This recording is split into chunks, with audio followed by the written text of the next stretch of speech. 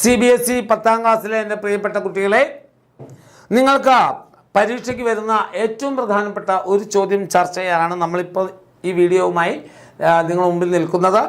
പത്രവാർത്ത തയ്യാറാക്കാൻ പറഞ്ഞുകൊണ്ട് നിങ്ങൾക്കൊരു ചോദ്യമുണ്ടാകും. പത്രവാർത്ത തയ്യാറാക്കുക ഒരു ചോദ്യമാണ്. ബോർഡ് എക്സാമിന് വരാൻ സാധ്യതയുള്ള ഒരു ചോദ്യം. വരാൻ സാധ്യതയുള്ള എന്നല്ല, വരാൻ ഏറ്റവും സാധ്യതയുള്ള, അല്ലെ, വെറും സാധ്യതയല്ല, ഏറ്റവും സാധ്യതയുള്ള ഒരു ചോദ്യമാണ് പത്രവാർത്ത തയ്യാറാക്കുക. നമുക്കറിയാം, ഒരു സംഭവത്തെ അതിൻ്റെ ഗൗരവം ഒട്ടും ചോർന്നു പോകാതെ വാർത്താമാധ്യമങ്ങളിൽ കൊടുക്കുന്ന വസ്തുതാപരമായ ഒന്നിനെയാണ് വാർത്ത എന്ന് പറയുക നമ്മളല്ലേ. പത്രവാർത്ത ആര്, എന്ത്, എപ്പോൾ, എവിടെ, എന്തുകൊണ്ട്, ഇങ്ങനെ ഇതിൻ്റെ എല്ലാം ഉത്തരമാണ് ശരിക്കും പത്രവാർത്ത. പത്രവാർത്ത എന്ന് പറഞ്ഞാൽ ആരാണ്, എന്താണ്, എപ്പോഴാണ്, എവിടെ വെച്ചാണ്, എന്തുകൊണ്ടാണ്, ഇങ്ങനെയുള്ള കുറേ ചോദ്യങ്ങളുടെ ഉത്തരം കിട്ടുന്നതാണ് ഒരു പത്രവാർത്ത എന്ന് പറയുന്നത്, അല്ലേ. അപ്പം പത്രവാർത്ത എഴുതുമ്പോൾ സമയത്ത് ആര്, എന്ത്, എങ്ങനെ, എപ്പോൾ, ഏത് എന്നുള്ളതൊക്കെ നമ്മൾ രൂപപ്പെടുത്തണം. പത്രവാർത്ത എഴുതുമ്പോൾ ശ്രദ്ധിക്കേണ്ട പ്രധാനപ്പെട്ട കാര്യങ്ങളാണ് നമ്മളിപ്പോൾ ഇവിടെ ചർച്ച ചെയ്യുന്നത്.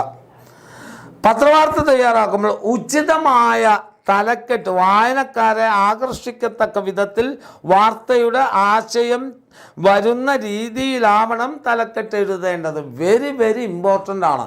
ഒരു പത്രവാർത്ത വായിക്കാൻ വേണ്ടി തുടങ്ങുമ്പോൾ അതിൻ്റെ ശീർഷകം തന്നെ നമുക്ക് അട്രാക്റ്റീവ് ആയിരിക്കണം.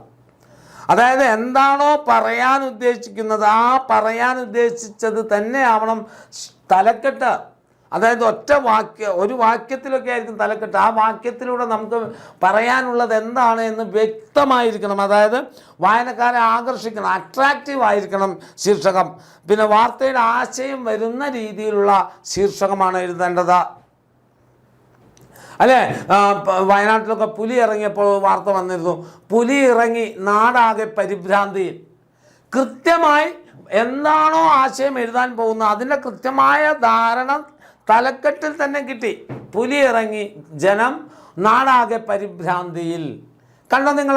അങ്ങനെ ഏറ്റവും ഉചിതമായതും ഏറ്റവും അട്രാക്റ്റീവായതും വായനക്കാർക്ക് വായിക്കാൻ തോന്നത്തക്ക രൂപത്തിലുള്ളതുമായ ശീർഷകമാണ് നമ്മൾ എഴുതേണ്ടത്. അതാണ് ശ്രദ്ധിക്കേണ്ട ഏറ്റവും ആദ്യത്തെ കാര്യം, തലക്കെട്ട് അഥവാ ശീർഷകം അഥവാ ഹെഡിങ്. അതൊന്ന് ഓർത്ത് വെക്കുക. ആശയം വരുന്ന സ്ഥലം, അതുപോലെ വാർത്തയ്ക്ക് ആധാരമായ സ്ഥലം കൃത്യമായി രേഖപ്പെടുത്തുക. എവിടെയാണ് സ്ഥലം? കോഴിക്കോടാണോ, വയനാടാണോ, തൃശ്ശൂരാണോ, കണ്ണൂരാണോ, കാസർഗോഡാണോ, തിരുവനന്തപുരത്താണോ, കൊല്ലത്താണോ എന്ന് കൃത്യമായി സ്ഥലം രേഖപ്പെടുത്തണം. നിങ്ങൾക്കറിയാം, സ്ഥലം രേഖപ്പെടുത്തി കഴിഞ്ഞാൽ 2 കുത്തിടാറുണ്ട്. സ്ഥലം എന്ന് എഴുതിയാൽ പോലെ സ്ഥലത്തിൻ്റെ പേര് എഴുതണം. എന്നിട്ടാണ് നമ്മൾ വാർത്ത തുടങ്ങാറ്. അപ്പോൾ സ്ഥലം എന്താവണം? വാർത്തയ്ക്ക് ആധാരമായ സ്ഥലം കൃത്യമായി എഴുതാൻ കഴിയുന്ന രൂപത്തിൽ വേണം പത്രവാർത്ത തയ്യാറാക്കാൻ. ഇനിയോ സത്യസന്ധമായ ഭാഷയാണ് ഉപയോഗിക്കുന്നത്. അതൊരു വലിയ കാര്യമാണ്. ഉണ്ടത്രേ, അങ്ങനെ വരാൻ സാധ്യതയുണ്ടത്രേ, അങ്ങനത്തെ വാർത്തകൾക്കല്ല. സത്യസന്ധമായ ഭാഷയാണ് നമ്മൾ ഉപയോഗിക്കേണ്ടത്. പറയാൻ പോകുന്ന കാര്യം സത്യസന്ധവും അതുപോലെ സുതാര്യവുമായിരിക്കണം. ആർക്കും പെട്ടെന്ന് മനസ്സിലാകത്തക്ക രൂപത്തിലുള്ള വാർത്തയാണ് നമ്മൾ എഴുതേണ്ടത്, അല്ലേ. കാരണം പത്രം വായിക്കുന്ന പലപ്പോഴും സാധാരണക്കാരൻ മുതൽ മേലോട്ടുള്ളവരാ, അല്ലേ. സാധാരണക്കാരനായ ആളുകൾക്കും ദഹിക്കണം, ഏറ്റവും ഉയർന്ന തലത്തിൽ ചിന്തിക്കുന്നവർക്കും ദഹിക്കത്തക്ക രൂപത്തിലുള്ള ഒരു സത്യസന്ധമായ അവതരണമാണ് വാർത്തയ്ക്കുണ്ടായിരിക്കേണ്ടത്. പിന്നെയോ ഏറ്റവും പ്രധാനപ്പെട്ട കാര്യം ആദ്യം ഉൾപ്പെടുത്തണം. അതാണ് പത്രവാർത്തയുടെ മറ്റൊരു പ്രത്യേകത. നമുക്ക് എന്താണോ പറയാനുള്ളത് അതിലേറ്റവും പ്രധാനം ഏതാണെന്ന് നമുക്കറിയാം. ഒരു വാർത്ത എഴുതുമ്പോൾ നമുക്ക് ഏറ്റവും പ്രധാനപ്പെട്ടതായി എഴുതേണ്ടത് എന്താണെന്ന് നമുക്കറിയാം. അങ്ങനെ വരുമ്പോൾ ഏറ്റവും പ്രധാനപ്പെട്ടതായി എഴുതേണ്ടത് ആദ്യം അങ്ങ് എഴുതി പോകണം. എന്നിട്ടാണ് തുടർന്ന് പ്രാധാന്യം കുറഞ്ഞവ എഴുതണം. ഇനി അതാണ് പ്രധാനപ്പെട്ട ഒരു കാര്യം. ഏറ്റവും ഇമ്പോർട്ടൻ്റ് ആയിട്ടുള്ളത് ആദ്യം എഴുതുക, പിന്നെ കുറച്ച് ഇമ്പോർട്ടൻ്റ് കുറഞ്ഞത് താഴെ എഴുതുക. അങ്ങനെയാണ് നമ്മൾ കൃത്യമായിട്ട് എന്ത് ചെയ്യേണ്ടത്, പത്രവാർത്ത തയ്യാറാക്കേണ്ടത്.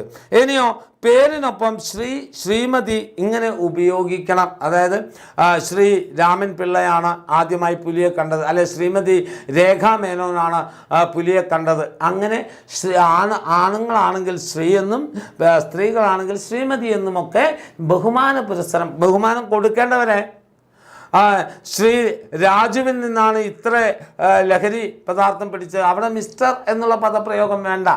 ഞാൻ പറഞ്ഞത് അവസരോചിതമായി ചെയ്യേണ്ടതാണ്. മിസ്റ്റർ അല്ലെങ്കിൽ ശ്രീ, ശ്രീമതി എന്ന പദമൊക്കെ ഉപയോഗിക്കുന്നത് അവസരോചിതമാണ്. ഇപ്പോൾ മുഖ്യമന്ത്രി ശ്രീ പിണറായി വിജയൻ പറഞ്ഞു, അല്ലെങ്കിൽ ആരോഗ്യമന്ത്രി ശ്രീമതി വീണ ജോർജ്, അങ്ങനെയുള്ള പദപ്രയോഗങ്ങൾ ഉപയോഗിക്കുമ്പോൾ ഇത്തരത്തിലുള്ള പദങ്ങൾ ഉപയോഗിക്കണം. നോക്കൂ, നിങ്ങൾക്ക് ദുരിതം തോറ്റു ചെറുപ്പക്കാർക്ക് മുന്നിൽ, അല്ലേ? ഒരു പത്രവാർത്തയാണിത്. പത്രവാർത്തയുടെ എന്തൊക്കെ അറിയണമെന്നുള്ളത് അറിയാൻ വേണ്ടിയിട്ടാണ് നിങ്ങൾക്ക് തന്നത്. ദുരിതം തോറ്റു ചെറുപ്പക്കാർക്ക് മുന്നിൽ. ഇതാണ് കണ്ടോ, എന്താണ് ദുരിതം തോറ്റത് എന്ന് വായിക്കാനുള്ള ഒരു ടെൻഡൻസി വായനക്കാരനുണ്ടാവില്ലേ? എന്നാലോ ദുരിതം തോറ്റു എന്ന് പറയുന്നോർത്ത് അതിൻ്റെ ആശയം മുഴുവൻ ഉൾക്കൊണ്ടിട്ടുമുണ്ട്. കാരണം നമ്മൾ ആ പത്രവാർത്തയുടെ രീതിയും ഭാവവും നമ്മൾ പറഞ്ഞിരിക്കുന്ന പോയിന്റും വെച്ചിട്ട് ഇതിനൊന്ന് വിലയിരുത്തൂ. ഇനി നോക്കൂ, തിരുവനന്തപുരം പേരുണ്ട, ഇല്ലേ? പേരുണ്ട്, കഴിഞ്ഞ് 2 കുത്തുണ്ട, അങ്ങനെ തുടങ്ങി ഒരു പത്രവാർത്തയ്ക്ക് ആവശ്യമായതെല്ലാം നിങ്ങൾക്ക് കിട്ടാൻ വേണ്ടിയാണ് പത്രവാർത്തയുടെ ഒരു സാമ്പിൾ കൂടി ഞാൻ ഇതിൻ്റെ കൂട്ടത്തിൽ വെച്ചത്. അപ്പോൾ പത്രവാർത്ത എങ്ങനെ തയ്യാറാക്കണം എന്നുള്ളത് കൃത്യമായി നിങ്ങൾക്ക് മനസ്സിലായെന്ന് ഞാൻ വിശ്വസിക്കുകയാണ്. തെറ്റിക്കരുത്, പത്രവാർത്ത എന്നുള്ളത് വെരി ഇമ്പോർട്ടൻ്റ് ആണ്. പത്രവാർത്ത ഇല്ലാത്തൊരു പരീക്ഷ പേപ്പർ നിങ്ങൾക്കുണ്ടാവില്ല. അപ്പോൾ ആ പത്രവാർത്ത കൂടി ഒന്ന് നോക്കുക. അപ്പോൾ എന്തൊക്കെ ശ്രദ്ധിക്കണം ഓർക്കുക. ഉചിതമായ തലക്കെട്ട്, വായനക്കാരെ ആകർഷിക്കത്തക്ക വിധത്തിൽ വാർത്തയുടെ ആശയം വരുന്ന രൂപത്തിലുമുള്ള ശീർഷകം എഴുതണം. സ്ഥലം നിങ്ങൾ എഴുതണം. പിന്നെ വാർത്തയ്ക്ക് ആധാരമായ സ്ഥലമാണ് നിങ്ങൾ എഴുതേണ്ടത്. സത്യസന്ധമായ ഭാഷയായിരിക്കണം. ഏറ്റവും പ്രധാനപ്പെട്ട കാര്യം ആദ്യം പറയുക, പിന്നീട് പ്രാധാന്യം കുറഞ്ഞ കാര്യം പറയുക. പിന്നെ ബഹുമാനപ്പെട്ട ആളുകളെയൊക്കെ രേഖപ്പെടുത്തുന്ന സമയത്ത് ശ്രീ എന്നോ ശ്രീമതി എന്നോ പദങ്ങൾ ഉപയോഗിക്കുക. അതിൻ്റെ ഉചിതമായ ഒരു പത്രവാർത്തയാണ് നിങ്ങൾക്കിവിടെ തന്നിരിക്കുന്നത്. അപ്പോൾ പത്രവാർത്ത ക്ലിയറായോ മക്കളെ? പത്രവാർത്ത ക്ലിയറായോ? അങ്ങനെയെങ്കിൽ മറ്റൊരു വീഡിയോയുമായി നമുക്ക് വീണ്ടും കാണാം. അതുവരേക്കും ബായ് മക്കളെ.